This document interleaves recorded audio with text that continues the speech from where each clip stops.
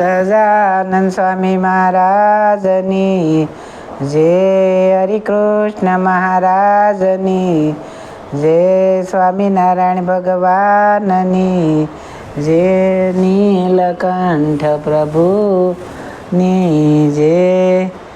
સ્વામિનારાયણ હરે, સ્વામિનારાયણ હરે. વચનામૃત 55 સોનાની પેઢીનું.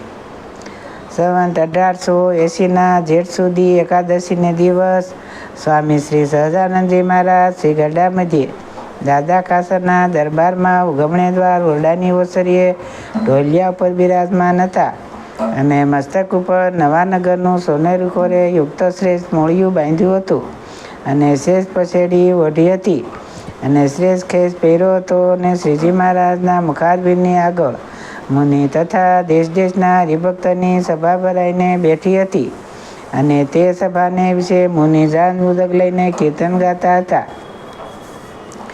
પછી તે મુનિ કીર્તન ભક્તિ કરી રહ્યા ત્યારે શ્રીજી મહારાજ બોલ્યા છે, જેનું આજ જેવું અંગ હોય તેવું સત્સંગથી આમોરે પણ કોઈક હોય ખરું. તે માટે આજ તો સર્વે જેનું જેવું અંગ હોય તે તેવું કહો. તેમાં પ્રથમ તો અમે અમારું જેવું અંગ છે તેવી વાર્તા કહીએ છીએ તે સાંભળો.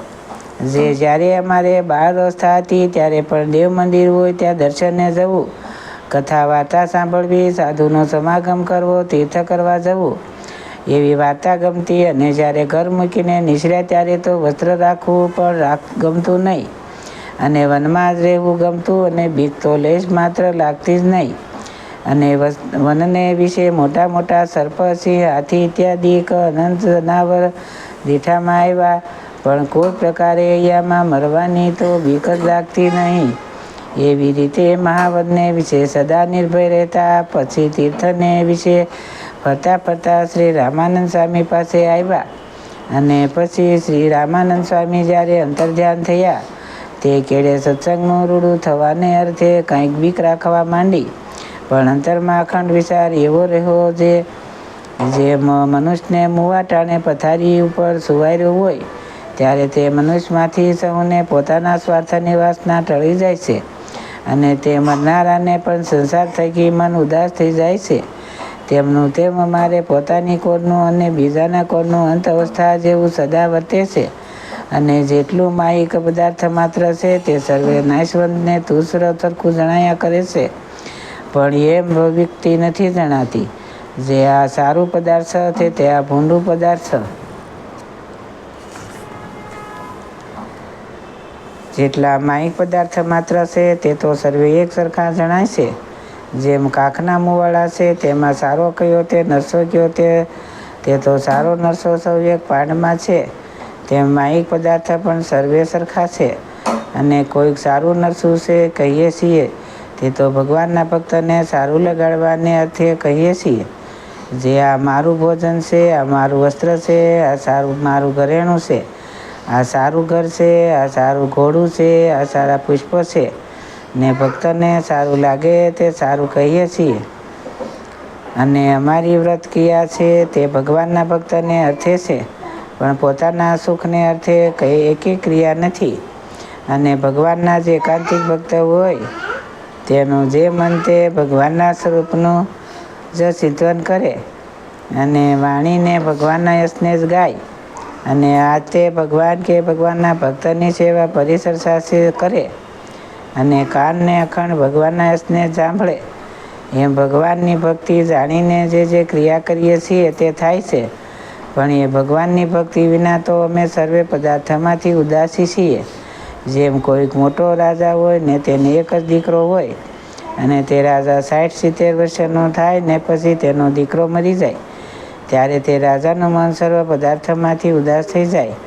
તેમ અમારે પણ ખાતા પીતા ઘોડે ચડતા રાજી કુરાજીપણામાં સર્વે કાળે મન ઉદાસી જ રહે છે અને અંતરમાં એમ વિચાર રહે છે જે આપણે તો દેહ થકી પૃથક આત્મા છીએ પણ દેહ જેવા નથી.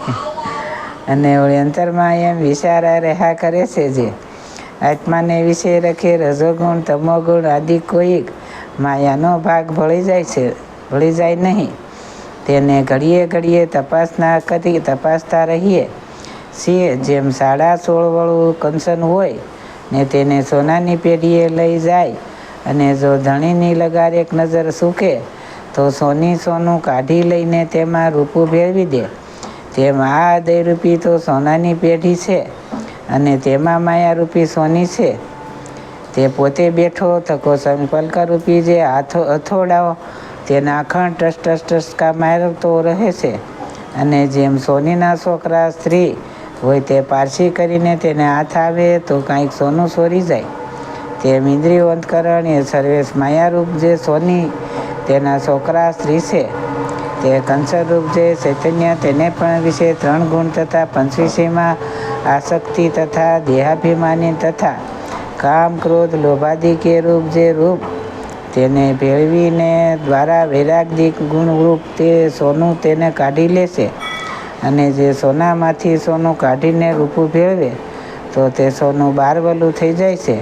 અને પછી તે સોનાને તાવીને પાછું સોળવલું કરે તો થાય છે.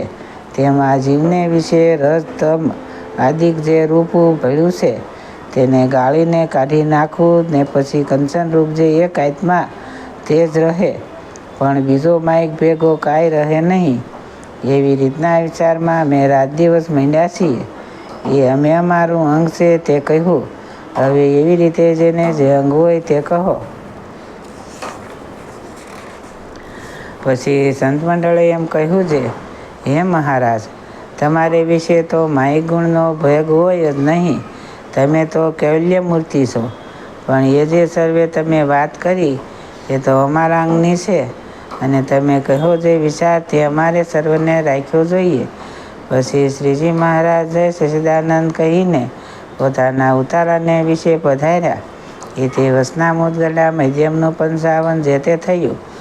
સહજાનંદ સ્વામી મહારાજની જે વસનામૃત 56 કસુંબલ વસ્ત્રનું સંવત 1881 અષાઢ સુધી પંચમીને દિવસ સ્વામી શ્રી સહજાનંદજી મહારાજ શ્રી ગઢા મધ્યે દાદા ખાસરના દરબારમાં ઉગમણે દ્વારવોલાની ઓસરીએ ઢોલિયા ઉપર ગાદી તક્યા બિસાવીને બિરાજમાન હતા. અને સર્વશ્રેષ્ઠ વસ્ત્ર ધારણ કર્યા હતા. ને પોતાના મુખારવિંદની આગળ મુનિમંડળની સભા તત્સભા તથા દેશ દેશના હરિભક્તની સભા ભરાઈને બેઠી હતી. અને સાધુ દુકળ સરોદા લઈને કીર્તન બોલતા હતા. તે કીર્તન ભક્તિ થઈ રહ્યા પછી શ્રીજી મહારાજ એમ બોલ્યા છે, આ કીર્તન સાંભળ્યામાંથી તો અમારો આત્મવિચારમાં જતો રહ્યો. પછી તેમાં એમ જણાવ્યું જે ભગવાનને વિશે જે અતિશય પ્રીતિ એ ઘણી મોટી વાત છે. પછી તે ગોપાળાનંદ સ્વામી આદિક જે ભગવાનને વિશે પ્રીતિવાળા હરિભક્ત તે સર્વે સાંભળી આવ્યા. અને સર્વેના અંતકરણ ને સર્વેના જીવ ને એમની જે ભગવાનને વિશે પ્રીતિ તે સર્વે જોયામાં આવ્યા. પછી અમે અમારા આત્માને પણ તપાસી જોયો. ત્યારે અમારે જે ભગવાનને વિશે પ્રીતિ જણાણી તે બીજાની પ્રીતિ જણાણી નહીં. શા માટે? જે કંઈક ભૂંડાદેશ કાદિકનો જ્યારે યોગ થાય છે ત્યારે સર્વે મોટા છે તો પણ કોઈક એમની બુદ્ધિને વિશે ફેર પડી જાય છે. ત્યારે એમ જણાય છે જે અંતે પાયો કાસો દેખાય છે.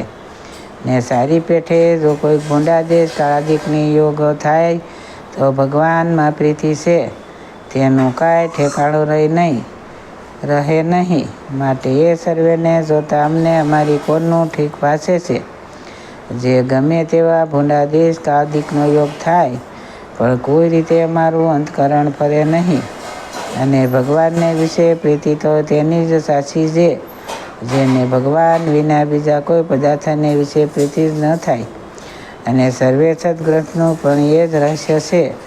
જે ભગવાન છે એ જ પરમ સુખદાયક છે ને પરમસાર વસ્તુ છે.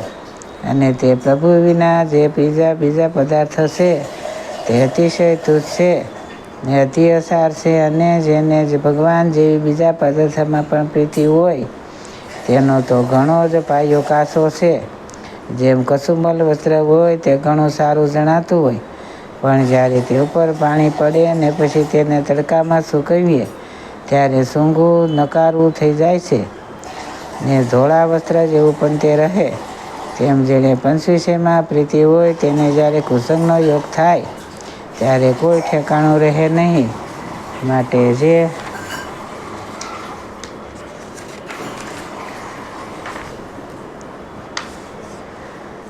જે ભગવાનનો ભક્ત હોય તેને તો ભગવાનને રાજી કર્યા.